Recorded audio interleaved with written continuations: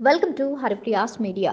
ఆంధ్రప్రదేశ్ రాష్ట్ర ప్రభుత్వం వరుస ఉద్యోగ నోటిఫికేషన్లు విడుదల చేయడం జరిగింది. ముందుగా 38 డిప్యూటీ ఎడ్యుకేషనల్ ఆఫీసర్ పోస్టుల భర్తీకి సంబంధించిన నోటిఫికేషన్ విడుదల చేసింది. వచ్చే ఏడాది జనవరి నుంచి జనవరి 29 వరకు అప్లికేషన్స్ స్వీకరించబోతున్నట్లు ఏపీపీఎస్సీ స్పష్టం చేయడం జరిగింది. ఈ మేరకు ఏపీపీఎస్సీ సభ్యుడు పరిగే సుధీర్ ట్వీట్ చేశారు. ఇదే సమయంలో ప్రభుత్వ జూనియర్ కాలేజీలో 99 లెక్చరర్ పోస్టుల భర్తీకి కూడా ఏపీపీఎస్సీ సిద్ధమైంది. జనవరి 29 నుంచి ఫిబ్రవరి 18 వరకు దరఖాస్తులు చేసుకునే వారికి అవకాశం కల్పించింది. అభ్యర్థుల వయో పరిమితి 18 నుంచి 42 సంవత్సరాలుగా నిర్ణయించగా రిజర్వేషన్ ఆధారంగా సడలింపులు ఉండబోతున్నట్లు తెలుస్తుంది. బీటెక్ మరియు ఎంటెక్, పీజీ అర్హత కలిగిన వాళ్లు ఈ పోస్టులకు అప్లై చేసుకోవచ్చు. ఈ క్రమంలో ఎంపికైన వారికి 56,100 రూపాయల నుండి 98,400 మధ్య జీతం ఉండనుంది. రాష్ట్ర ప్రభుత్వం వరుసగా నోటిఫికేషన్లు విడుదల చేయడంతో నిరుద్యోగులు సంతోషం వ్యక్తం చేస్తున్నారు.